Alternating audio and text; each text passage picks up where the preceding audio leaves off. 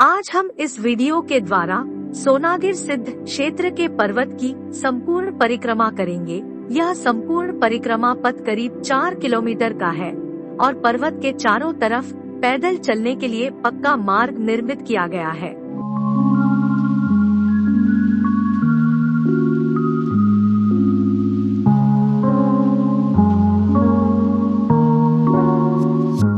यह संपूर्ण पर्वत क्षेत्र और आसपास की भूमि एक दिव्य स्थान है। यहाँ से भगवान चंद्र प्रभु के काल खंड से भगवान महावीर तक के काल के दौरान 5 करोड़ से ज्यादा आत्माओं ने सिद्धत्व को प्राप्त किया है।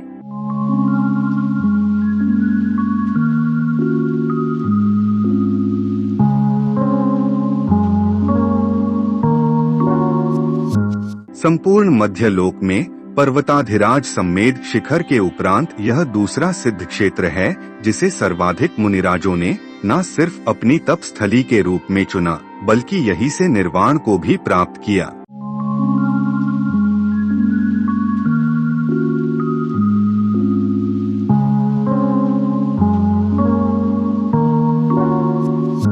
यह संपूर्ण तपोभूमि भरपूर आध्यात्मिक ऊर्जा से भरी हुई है। यहाँ आकर सभी को एक असीम शांति का अनुभव होता है।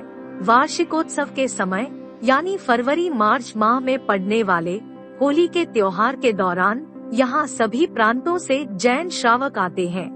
उस समय संपूर्ण परिक्रमा पथ को सजाया जाता है।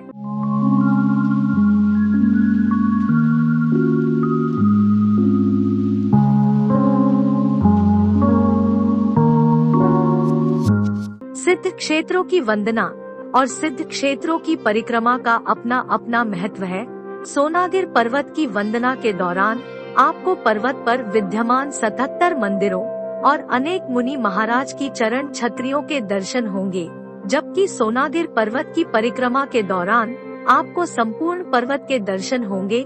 परिक्रमा पथ पर भी अब कुछ चरण छत्री निर्मित है जो तीर्थंकर प्रभु को समर्पित है।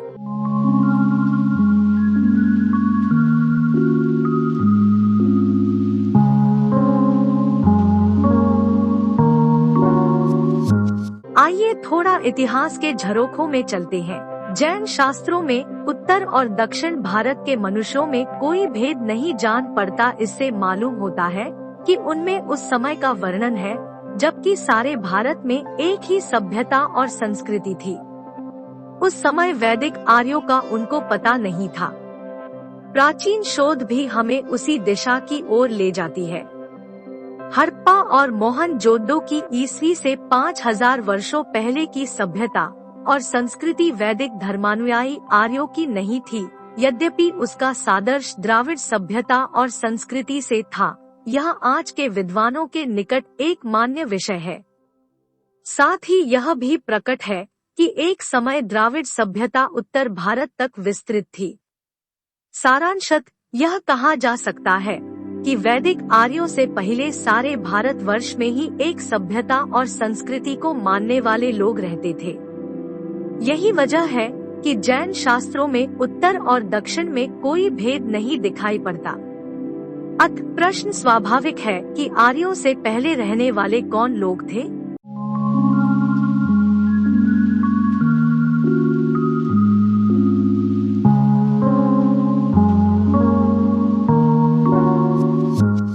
यदि मेजर जनरल फरलांग के अभिमत को मान्य ठहराएं, तो इस प्रश्न का उत्तर होगा कि वे द्राविड़ और जैन थे।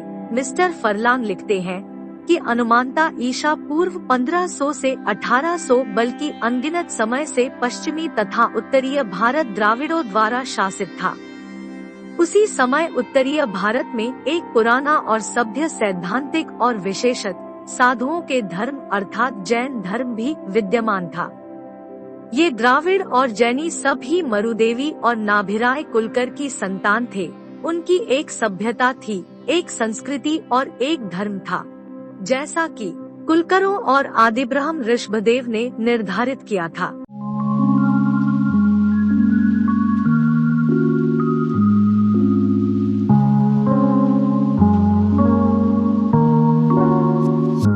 सोनागिर इतिहास के संदर्भ में उल्लेख आता है।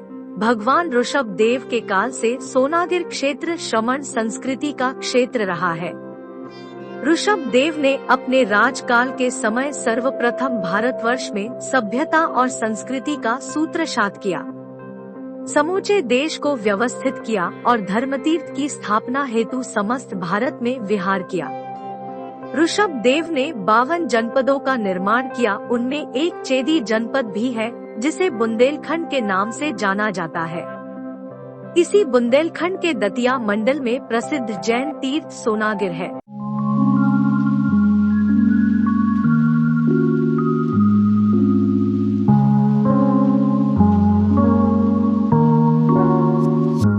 जैसा कि उल्लेखित किया जा चुका है कि ऋषभ देव काल से ही दतिया मंडल का सोनागिर क्षेत्र जैन धर्म का प्रभावी क्षेत्र रहा है। समय समय पर यहाँ तीर्थंकरों का आगमन होता रहा है।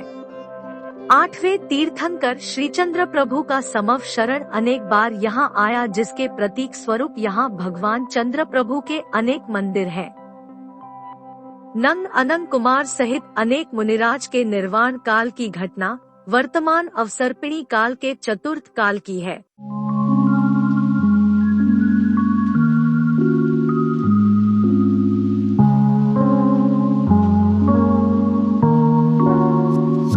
महावीर स्वामी के निर्वाण के 200 वर्ष बाद चंद्रगुप्त मौर्य के समय में मगध में अकाल पड़ने के कारण जैन साधु मगध की ओर से यहाँ इस क्षेत्र पर आए थे। चंद्रगुप्त मौर्य की इस ओर यात्रा करने और सिंध चंबलों के भेड़ों में सेना रखने का उल्लेख मिलता है। इस समय में जैन साधुओं का आना आश्चर्य की बात नहीं। इसी मौर्य वंश के संस्थापक चंद्रगुप्त ने अपने साम्राज्य की प्रशासनिक सुविधा की दृष्टि से अपने साम्राज्य को 5 भागों में विभक्त किया था। उनमें एक भाग दक्षिण पथ का था, जिसकी राजधानी स्वर्णगिरी थी।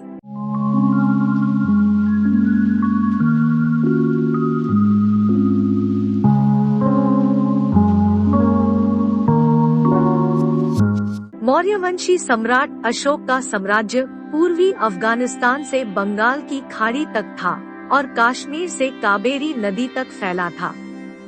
सम्राट अशोक के राज्य में राजतरंगिणी के अनुसार कश्मीर भी सम्मिलित था।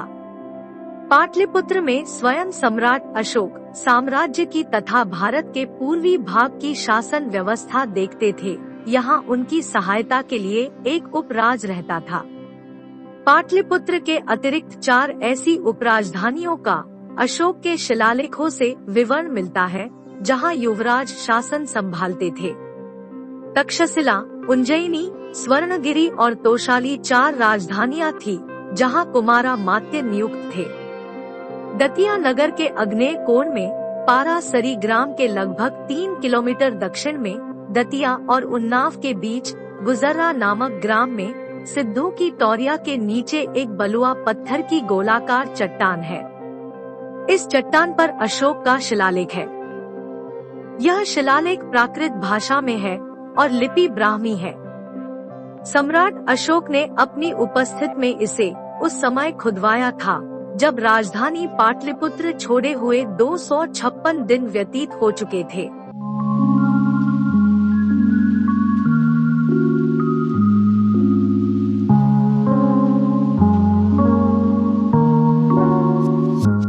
बौद्ध धर्म के प्रचार का श्रेय सर्वप्रथम सम्राट अशोक को जाता है। गुजर्रा शिलालेख से ज्ञात होता है कि अशोक ने दतिया मंडल की यात्रा धर्म प्रचार हेतु की थी। स्मरणीय है कि स्वर्णगिरी यानी सोनागिर पर श्रमण जैन साधुओं का अत्यधिक प्रभाव था। दूसरे इस प्रदेश में उस समय आटव्य और वनवासी रहते थे, जिनकी स्वातंत्र्य भावना समाप्त न की जा सकी थी। अतएव बौद्ध धर्म के प्रभाव को बढ़ाने के लिए तथा जैन धर्म के स्थान पर बौद्ध धर्म की स्थापनार्थ एवं आटव्यों पर नियंत्रण रखने के लिए स्वर्णगिरी को राजधानी बनाना आवश्यक था। निष्कर्ष यह है कि अशोक के समय में भी स्वर्णगिरी उप राजधानी थी, जो उत्तरी भारत में वर्तमान दतिया जिले में है।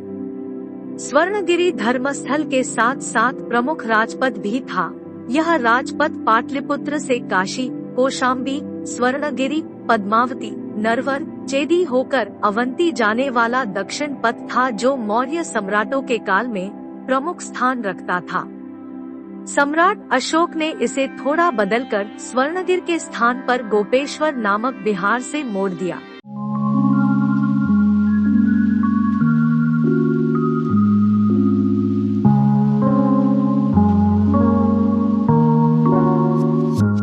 बौद्धों ने सोनागिर पहाड़ी के सामने गोपेश्वर पहाड़ी पर डेरा डालकर प्रचार किया, लेकिन इस क्षेत्र में जन साधारण पर बौद्धों का प्रभाव नहीं पड़ा। इससे जैन धर्म की व्यापक प्रभावना विदित होती है। कालांतर में सम्राट अशोक व उसके शासकों द्वारा जैन धर्म के स्थान पर बौद्ध धर्म को प्रमुखता देने के कारण यह स्थल अपेक्षित सा हो गया और जैन धर्म दतिया मंडल में विकास नहीं पा सका। जैनियों का कार्य क्षेत्र सोनागिर से हटकर नरवर और बाद में ग्वालियर में सिमट गया। ग्वालियर में तोमर काल में जैन धर्म का बड़ा प्रभाव रहा।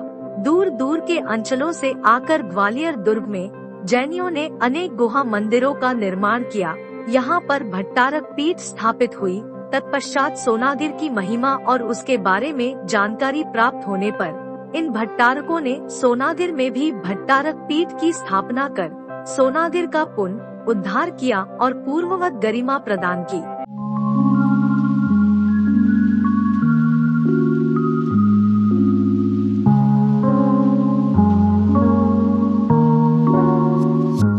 हालांकि सोनागिर क्षेत्र में पुरातात्विक मापदंडों के अनुसार खुदाई इत्यादि का कार्य अभी संपादित नहीं हुआ है, लेकिन भूतल पर विद्यमान कुछ साक्ष्य, जिसमें ग्रेनाइट पत्थरों से बने लघु व दीर्घ मंडप, कुछ अलंकृत स्तंभ अपने स्थापत्य के आधार पर स्वयं सिद्ध करते हैं कि वे प्रथम से तीसरी सदी के आसपास के बने हुए हैं। इसी प्रकार के कुछ लघु व दीर्घ मंडप व देवस्थल सोनागिर के समीप नरवर दूवकुंड के मध्य प्राचीन मार्ग पर पुरातत्व शास्त्री जनरल कनिंधम ने खोजे थे व ग्वालियर राज्य के पुरातत्व विभागाध्यक्ष श्री गर्दे ने वहां पर उन्हें गुप्त कालीन अवशेष होने का प्रस्तर भी अंकित कराकर उन्हें सुरक्षित स्थल घोषित किया था। ये आज भी विद्यमान है। इस प्रकार के ये मंडप इस क्षेत्र में बहुतायत से प्राप्त होते हैं। ऐसा प्रतीत होता है कि कदाचित यह तत्कालीन परंपरा रही होगी। सोनागिर पर्वत पर स्थित कतिपय मंदिरों में विद्यमान जिन प्रतिमाएं एवं जिनालय आदि अपने स्थापत्यानुसार पहली सदी के आसपास के निर्माणों एवं मूर्तिकला से सामंजस्य रखते हैं, जिसके आधार पर इस तीर्थ स्थल की प्राचीनता को निरूपित किया जा सकता है।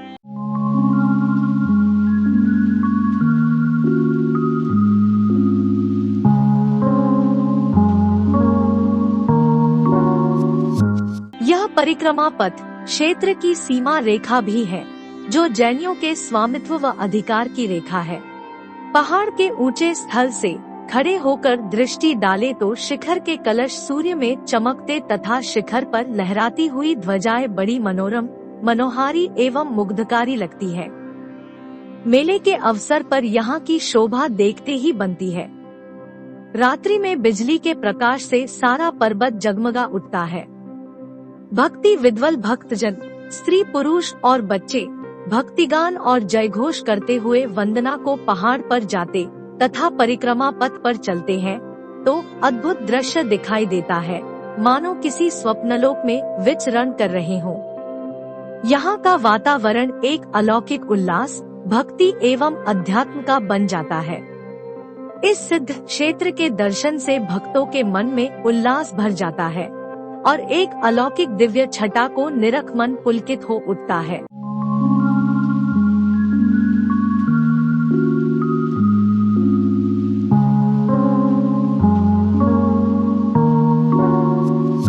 इस पवित्र भूमि की भौगोलिक एवं भूगर्भ शास्त्रीय स्थिति भी अत्यंत महत्वपूर्ण है।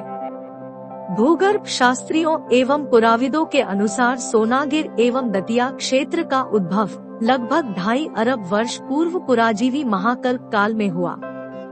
यह काल सर्वाधिक प्राचीन माना जाता है। इस महाकल्प में पृथ्वी से गर्म लावा इत्यादि का बहाव हुआ एवं यह तरल पदार्थ चट्टानों के रूप में एकत्रित हुआ और वर्तमान संरचना निर्मित हुई। अनेक प्रकार की चट्टानों एवं खनिजों का समावेश इस अलौकिक पर्वत एवं आसपास के क्षेत्र में पाया गया है। इस प्रकार की भूगर्भ शास्त्रीय संरचना का क्षेत्र सोनागिर एवं उसके चारों तरफ लगभग 300 वर्ग किलोमीटर में फैला हुआ है। इन चट्टानों को बुंदेलखंड नीस भी कहा जाता है।